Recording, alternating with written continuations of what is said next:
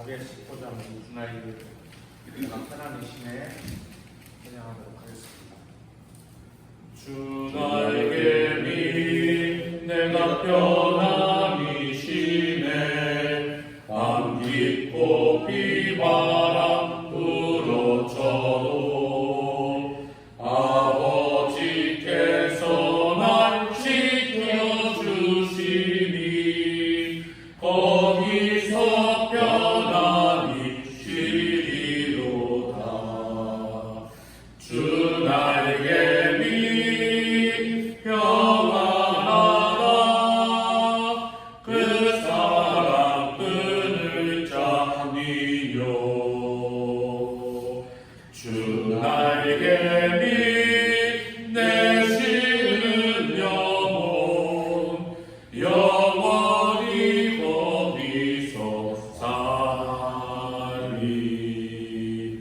주 나에게 미 내가 편하지 쉬니 거기서 쉬기를 원하노라.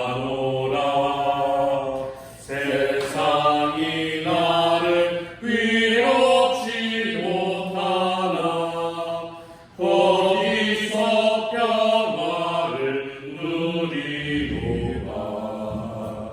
주 나에게 미 편안하다. 그 사랑 끈을 잡니요.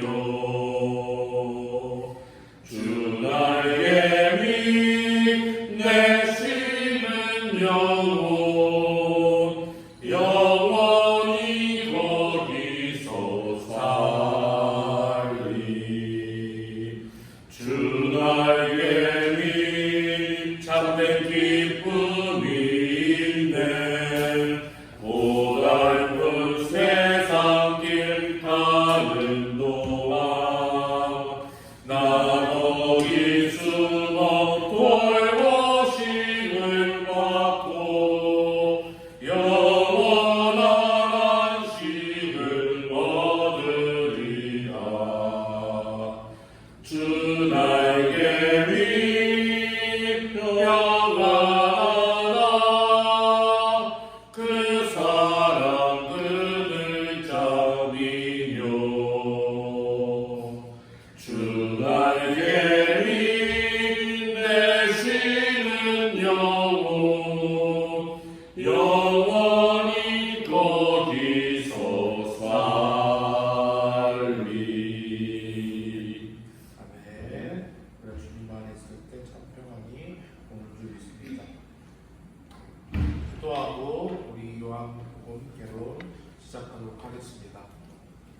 사랑과 은혜가 충만하신 아버지 하나님 감사합니다. 주님께서 우리에게 주신 그 말씀을 읽어가며 그 말씀을 더 깨닫기 위하여서 이 시간 수요 성경 읽기 모임 또 괴로운 시간을 갖습니다. 이 말씀이 우리에게 홍과 영과 의를 질러 우리의 모든 인생을 주님께 드려지며 주님과 함께 동행하는 삶을 살아갈 수 있도록 사랑의 사람이 될 수 있도록 인도하여 주시옵소서. 사랑의 말이신 주 예수 그리스도의 이름으로 감사하여 기도 올려드렸습니다. 아멘. 할렐루야. 요한복음 개론을 시작하기 앞서 요한복음 개론을 이렇게 찾아보고 여러 가지 영상도 보고 글도 보고 하면서 가장 마음에 와닿던 글이 어린아이들이 물놀이 할 수 있는 호수와 코끼리가 헤엄칠 수 있는 호수다 이렇게 표현했어요. 깊이 들어가면 깊이 들어갈 수 있는, 그리고 또 가볍게 어린아이도 볼 수 있는 그러한 책이 요한복음이다 라는 설명을 보면서 아 그렇다, 우리가 이 복음서가 어린아이도 이해해야 되고 신학자도 그 깊이에 감동받아야 되는데 이 요한복음이라는 책이 참 또 앞에 있는 세 복음서와 대를 잘 이해하잖아요. 너무 다른 표현들이 많고 또 하고자 하는 얘기, 또 사랑의 사도인 요한 사도가 직접 썼던 얘기, 이런 것들을 보면서 누구나 은혜 받을 수 있는 말씀이다 라는 것을 깨달았습니다. 요한복음 개론을 통해서 우리 은혜 받는 시간 되기를 원합니다. 첫 번째로 누가 썼는가. 예수님이 사랑하는 제자가 본서를 기록했다고 21장 24절에 얘기하고 있고요. 사랑받던 세 명의 제자 베드로, 야고보, 요한으로 압축이 되는데요. 예수께서 사랑하는 제자는 예수의 품에 의지하여 주님을 파는 자가 누구리까 묻던 자입니다.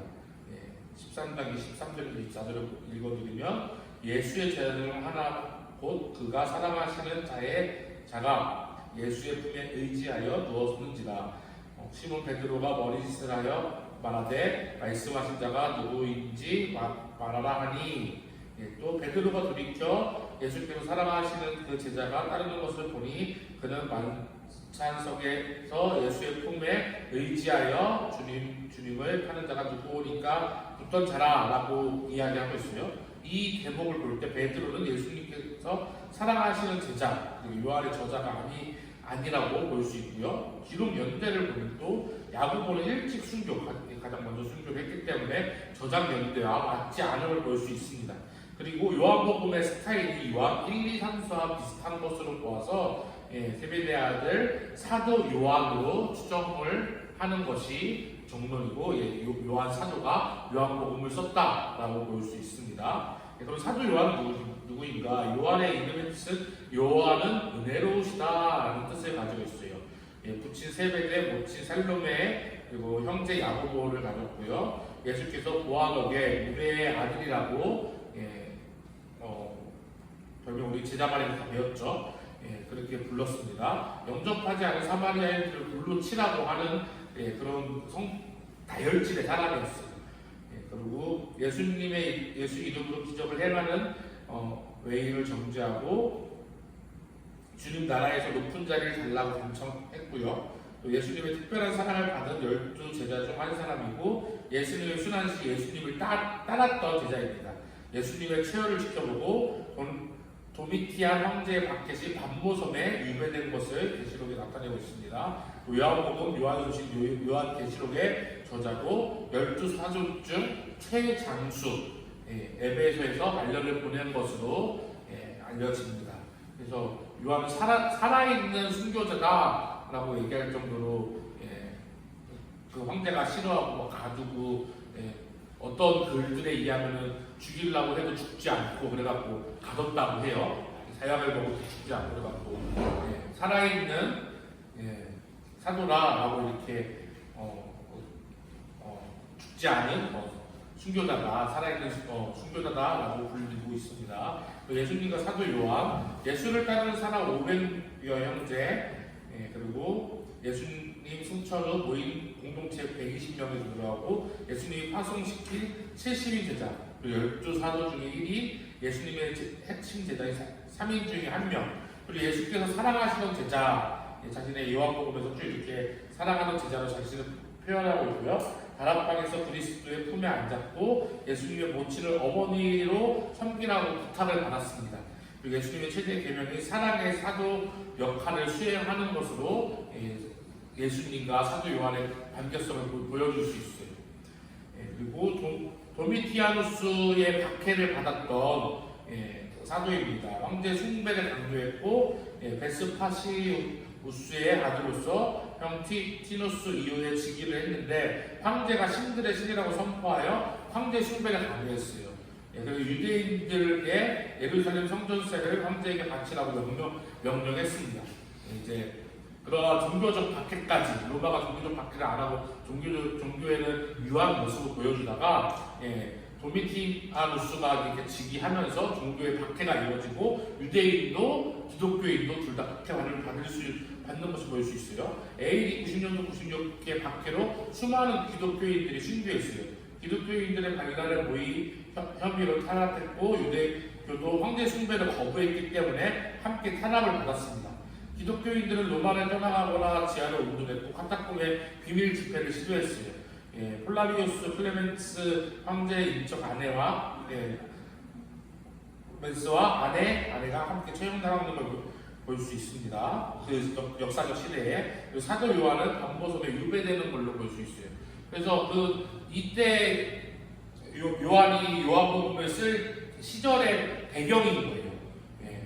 기독교가 박해를 많이 받던 시절에 어려웠던 시절에, 극히 더 어려웠던 시절에 요한복음이 쓰여졌고 요한 1, 2, 3, 요한계시록이 쓰여진 것을 볼 수가 있습니다. 그럼 어디에서 썼는가? 사도 요한은 예수님이 승천하신 후 예루살렘 교회에서 베드로와 활동하다가 사마리아 교회에 파견되었으며 이후 행적에 나타나지 않습니다. 전승에 의하면 사도 요한은 예수님의 모친 마리아를 돌봤으며 그 후 에베소서에서 사역하다가 반모섬에 유배됐습니다. 교부들의 증거로 아리니우스 주님의 제자 요한이 아시아에 있는 에베소에 사는 동안 요한복음을 지었다라는 증거가 있고요.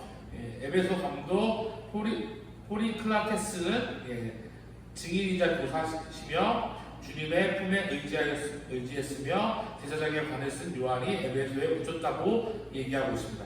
클레멘트는 사도 요한이 도미티안 사망 이후 다시 에베소로 갔으며 주변 지역을 다니며 감독들을 임명하고 교회를 든든히 세웠다고 기록하고 있습니다. 그러니까 그 황제가 박해를 많이 하던 황제가 죽은 이후에도 요한이 활동했던, 그래서 반모섬에서 갇혀 있다가 결국 에베소에서 사망을 하는 것까지 보여주고 있습니다. 그럼 누구에게 썼는가 요한복음을? 원독자가 이방인이라는 근거가 유대인들의 풍습과 언어에 대한 부연 설명을 하는 것을 많은 곳에서 살펴볼 수 있어요. 그 얘기는 유대인들이 본다면은 그러한 설명이 사실은 필요가 없습니다.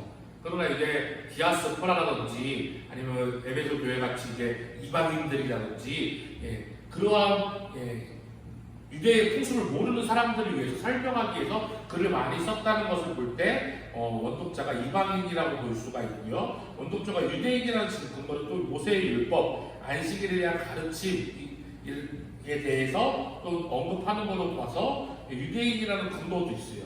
예수님에 대한 복음에 필요한 그리스도인들, 예수님에 대한 정의 등이 강조됨을 볼 때 이러한 복음의 메시지를 새롭게 들어야 하는 사람들에게, 새로 믿는 사람들에게 또 유익한 책이다라고 볼 수 있어요. 그래서 디아스포라와 이방인이 함께하는 그리스도인 공동체, 소아시아 에베소 등지의 그리스도인들에게 대상으로 이 요한복음이 쓰여졌다는 것을 볼 수 있습니다. 그리고 언제 썼는가? 유대교와 기독교 공동체 간의 갈등 관계를 암시하고 있는 구절들이 이렇게 밑에 나와 있다고 합니다. AD 85년경 유대의 기독교 적대 정책으로 공식적인 결별을 하게 돼요. 그래서 유대교와 기독교가 함께 이제 회막에서 예배를 하다가 이제 아예 결별을 해서 따로 예배하는 사건이 일어납니다. 초대교회 교부들은 요한복음이 사복음서 중에 가장 늦게 쓰였다고 증거합니다. 그래서 거의 AD 85년경으로 추정하고 있습니다. 제가 앞서 말씀드렸던 내용입니다. 요한복음은 단순하지만 심오하다. 어린아이가 건널 수 있고 코끼리가 수영할 수 있는 연못이다. 영감을 받은 모든 하나님의 기록 중에서 가장 깊고 심오한 책이다. 모든 책에서 가장 아름답다라고 이렇게 신학자들이 많이 이야기했고요. 특별한 자료입니다. 요한복음에 기록된 92%의 내용이 요한복음에만 유일하게 나타납니다. 그리고 요한은 성전 명절 기간 동안에 예루살렘과 그 주변에서 예수님의 사역에 대해 거의 전적으로 집중하고 있습니다.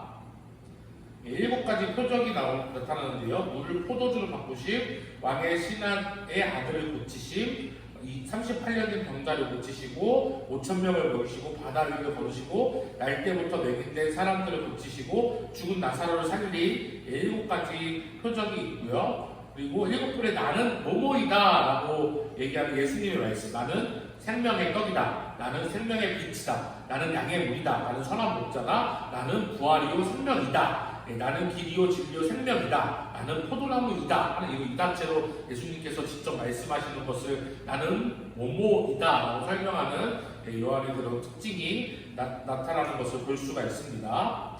역사적인 배경으로는 유대주의에 거리감을 주는 표현, 유대 축제나 풍습을 남의 이야기로 표현하는 모습을 볼 수 있고요. 유대인들의 율법이라고 호칭합니다. 그러니까 그들의 이제 구분된 그 전에는 사실 예수님 바로 승천하시고 다음에는 같이 예배하고 했었기 때문에 이러한 표현들이 사실 많이 안 썼을 거잖아요. 근데 이제 완전히 구분되는 것을 볼 수 있고요. 예배를 위해 예루살렘에 갈 필요가 없다는 표현, 그리고 모세의 지격화, 그리고 모세의 제자와 예수의 제자를 구분하는 것을 볼 수 있습니다. 유대인에 대한 비판, 유대인들에게 너희 아비 마귀에서 났으니 하나님으로부터 비롯하지 않았을 뿐 아니라 그리스도를 믿지도 않기 때문에 제약 속에 죽게 되리라라는 냉혹한 표현, 그리고 유대인이라고 해서 하나님의 나라에 갈 수 있는 것이 아니라는 표현, 그리고 유대인들의 성경이 오히려 예수를 증거하고 모세는 그들을 고발하는 표현을 볼 때 이제 유대인에 대한 비판을 또 하는 것을 볼 수 있고요. 핵심 메시지는 오직 이것을 기록하면 너희로 예수께서 하나님의 아들 그리스도이심을 믿게 하려 하며 또 너희로 믿고 그 이름을 힘입어 생명을 얻게 하려 함이니라라고 핵심의 메시지를 이렇게 예수님 믿는데 예수 중심적인 사상으로 이렇게 가고 있고요. 이 책에 쓰여진 또 주된 이유는 헤리투스 유대 시대의 인물 등 초기 영지주의자들을 위협해 주실 독자들에게 올바른 믿음을 주기 위해서 복음을 대적하는 유대인들에게 대항하여 독자들이 예수 그리스도를 믿는 믿음에 굳게 서도록 하기 위한 목적을 또한 가지고 있습니다. 요한복음은 하나님과 예수님이 두 분이 한 분이다라는 것을 또한 나타내면서 예수님 중심적인 사고를 계속해서 얘기하고 있고 행위로 믿음 구원받고 유대인의 전통이나 율법으로 받고 혹은 영지주의, 예수님께서 유신의 몸을 입고 온 것이 아니라 영혼만 왔다 하는 그런 영지주의에서 제대로 된 가르침을 주시기 위한 책으로 쓰여졌습니다. 그래서 요한복음을 읽으실 때 요한복음을 보시면서 앞에 있는 3복음서에서 공간복음이라고 하죠. 공간복음에서 나온 내용들과 다른 부분들을 염두해 주시면서 이제 공간복음과 요한복음의 차이점이라고 검색하면요 굉장히 많이 나와요. 그것도 넣을까 하다가 사실 안 넣었는데 그런 부분들이 요한 사도는 사실 거짓말로 지어내진 않았을 거 아니에요. 그렇다면은 요한 사도와 공간복음의 차이점은 무엇이냐? 무엇을 더 중요하게 생각했는가? 예수님의 사역을 더 요한 사도가 얘기하고 지금 시대에 어려운 시대에 박해받는 시대에 우리의 믿음을 잘 지키게 하기 위해서 얘기해야 되는 것은 무엇인가 중심적으로 이렇게 복음서를 썼던 것을 염두해 주시면서 읽으시면 좋을 것 같습니다. 요한복음 개론을 마치도록 하겠습니다.